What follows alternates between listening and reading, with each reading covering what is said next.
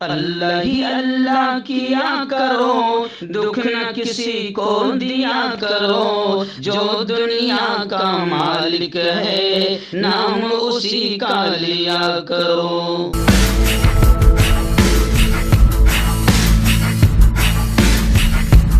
अस्सलामुअलैकुम वरहमतुल्लाहि वबरकातुहू। नाज़रीन, इस्तक़बाल है, स्वागत है आपका viral news live studio Jalgaon, Maharashtra, India में। मैं आपका मेज़बान मुफ्ती मोहम्मद हारून नदवी। आइए प्यारे मुल्क भारत की बहुत ही ख़ास बड़ी 10 अहम ख़बरों पर नज़र डालते हैं।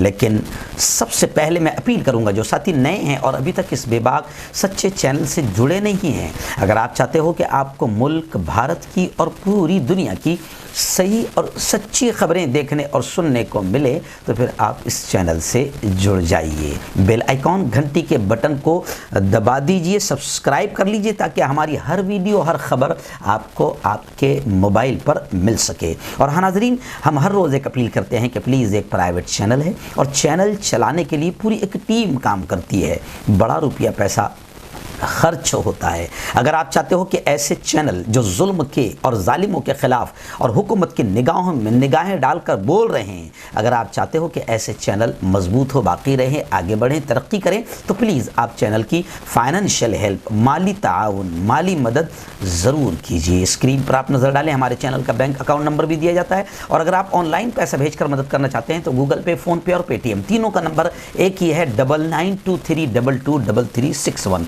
अल्लाह ने जो भी आपको ताकत दी है, हर दिन या हफ्ते में या महीने में एक बार ही सही 200, 500, 1000 रुपये आप पाबंदी के साथ चैनल की मदद कीजिए और चैनल को मजबूत कीजिए।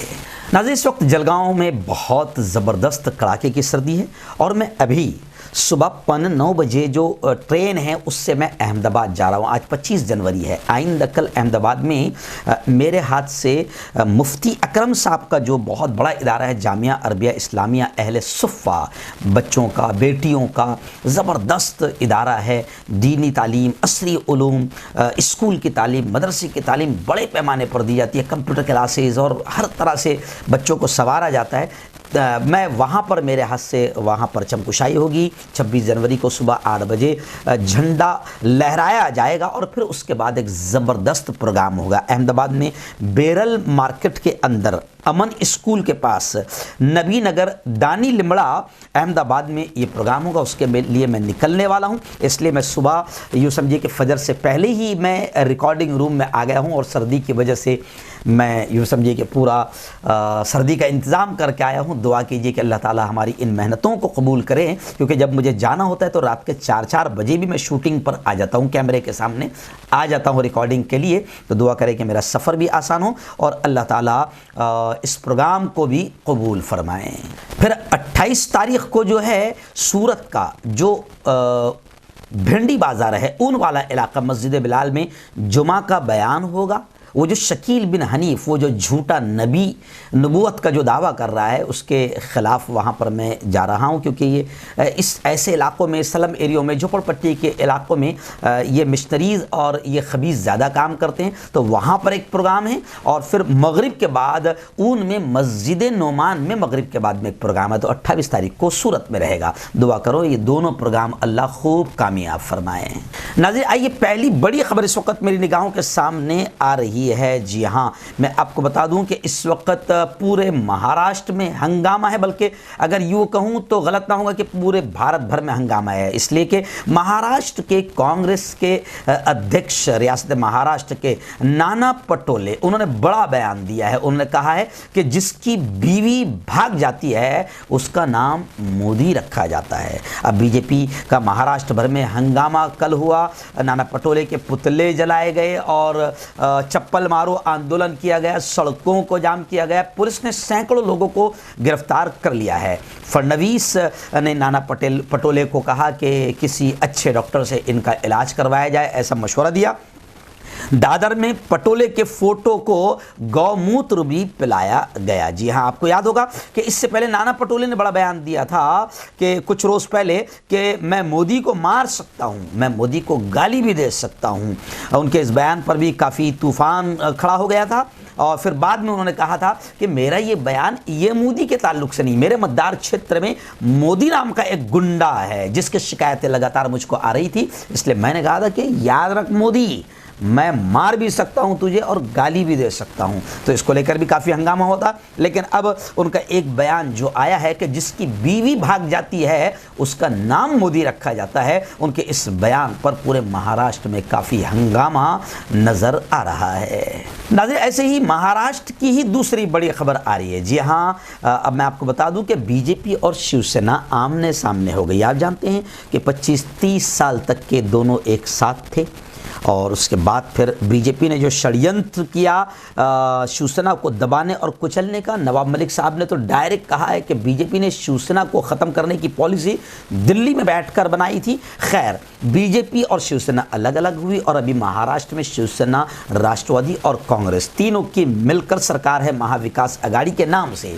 अब यहाँ पर बीजेपी शिवसेना आमने सामने नजर आ रही है। औरंगजेब रहमतुल्लाही अलैह और बाबरी मस्जिद मामले में दोनों एक दूसरे पर यूं समझिए कि कीचड़ उछाल रहे हैं या एक दूसरे को नीचे करने की कोशिश कर रहे हैं, बल्कि ऐसा लगता है कि मजबूत हिंदुत्ववादी मैं हूं, दोनों इसी चक्कर में लगे हुए हैं। खैर, खबर आई है कि शिवसेना का भी बड़ा बयान आया है कि फडणवीस औरंगाबाद को संभाजी नगर और उस्मानाबाद को धराशिव नहीं बना सके, पर योगी ने इलाहाबाद को प्रयागराज बना दिया। बीजेपी का हिंदुत्व सिर्फ तकरीरों तक महदूद है, ये शिवसेना का बयान आया है।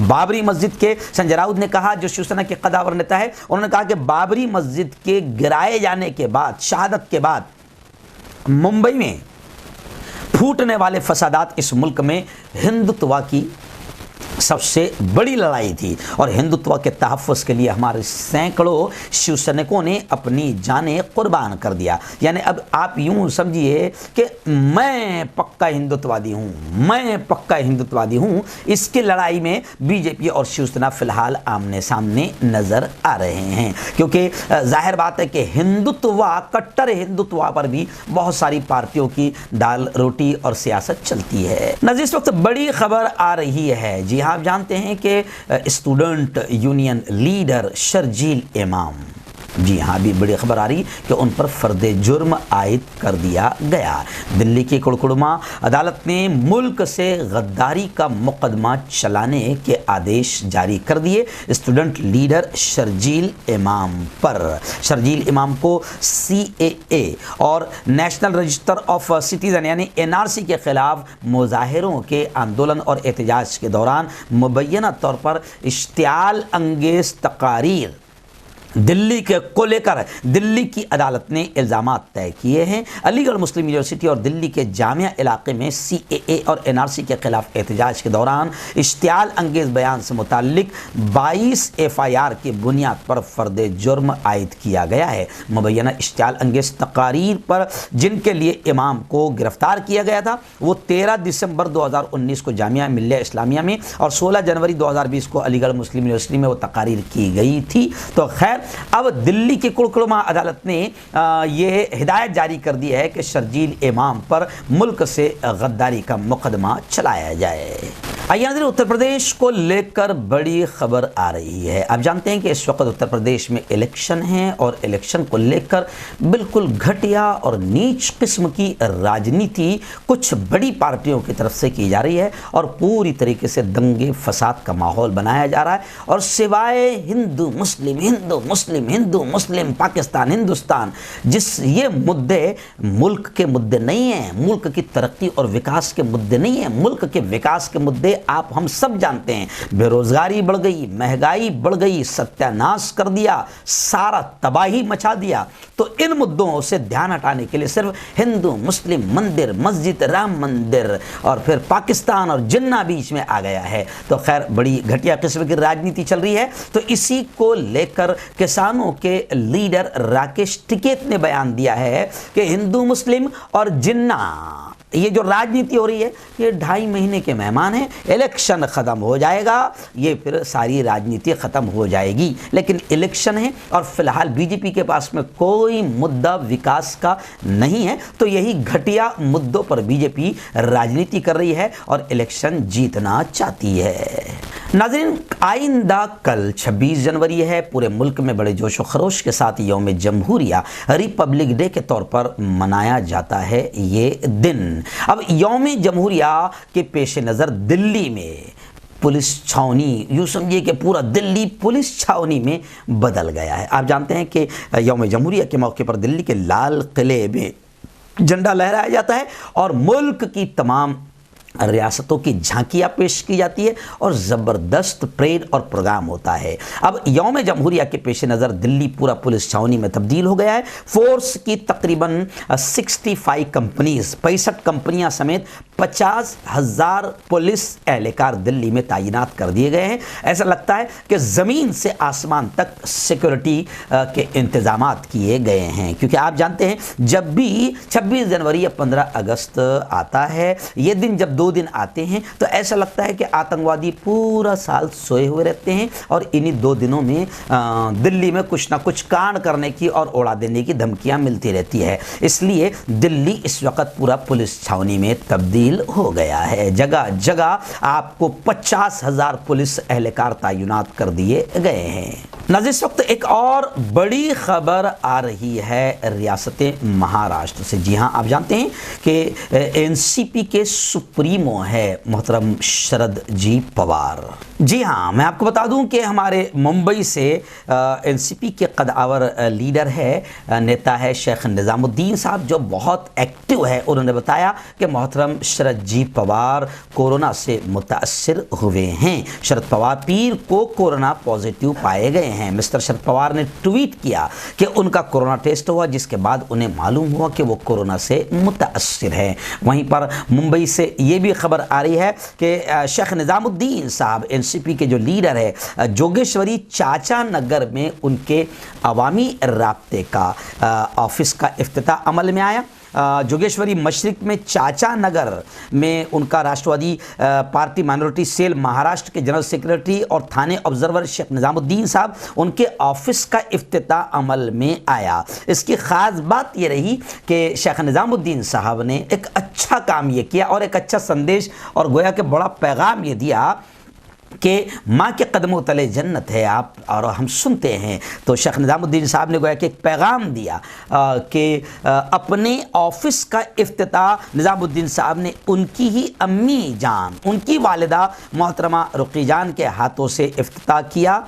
इस मौके पर शेख निज़ामुद्दीन साहब की ममानी हैं और घर की दीगर ख़वातीन भी मौजूद थी। मेहमान में हज़रत मौलाना सादिक साहब, मौलाना मोहम्मद और अब्दुर्रहमान साहब ने भी इस मौके पर शिरकत की और दुआएं की। आइए नाज़रीन, उत्तर प्रदेश इलेक्शन को लेकर फिर एक बड़ी खबर आ रही है। जी हाँ, जैसे राकेश टिकैत ने कहा ना कि यूपी में इस वक्त जिन्ना भी आ गया, पाकिस्तान भी आ गया और सिर्फ हिंदू मुस्लिम की घटिया किस्म की राजनीति चल रही है, तो अब जनाब मैं आपको बता दूं कि हाँ बिल्कुल उत्तर प्रदेश इलेक्शन में पाकिस्तान की एंट्री बड़ी ज़बरदस्त अंदाज में हुई है और ऐसा लग रहा है कि जिन्ना भी उत्तर प्रदेश में इलेक्शन लड़ने के लिए पूरी तैयारी के साथ आ चुके हैं और पूरा बस जहर घोला जा रहा है। और उत्तर प्रदेश इलेक्शन में पाकिस्तान की एंट्री के साथ अब बीजेपी और समाजवादी पार्टी पूरी तरह से आमने सामने हो गई है। वहीं पर मैं आपको बता दूं उत्तर प्रदेश इलेक्शन को लेकर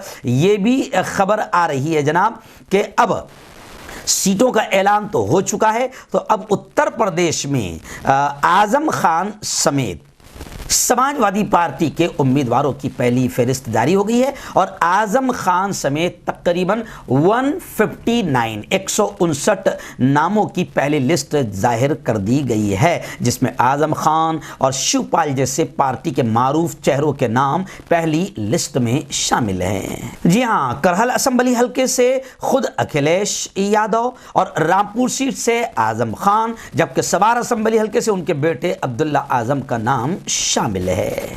आइए नाज़रीन, इस वक्त फिर बड़ी खबर आ रही है दिल्ली से। जी हाँ, आप जानते हैं कि जब कोरोना इस प्यारे प्यारे मुल्क में आया तो फिर हमारे यहाँ के जो नफरती वायरस है, जो कोरोना से भी ज़्यादा डेंजर और ख़तरनाक है, कोरोना तो ख़त्म हो जाएगा, दुआ करो अल्लाह से कि ये नफरती वायरस ख़त्म हो जाए। और अफसोस की बात यह है कि बड़े बड़े चैनलों की शक्ल में ये कोरोना वायरस से भी ज़्यादा ख़तरनाक नफरती वायरस बैठे हुए हैं, जिन्होंने उस वक्त वक्त कोरोना को भी मुसलमानों से जोड़कर तबलीग जमात और मरकज़ को निशाना बनाकर पूरे मुसलमानों को बदनाम करने की कोशिश की थी। और उस वक्त उस महामारी में भी हिंदू मुसलमान का कार्ड खेला था। तो खैर तबलीग जमात को निशाना बनाया गया था और तबलीग जमात पर केसबाजी भी हुई थी, मरकज़ निज़ामुद्दीन बंद भी हुआ और बहुत सारा हंगामा हुआ। अब जनाब ये खबर आ रही है कि तबलीगी जमात पर जो केसेस दाखिल किए गए थे, मार्च में सुप्रीम कोर्ट आने वाले 2 महीने के यानी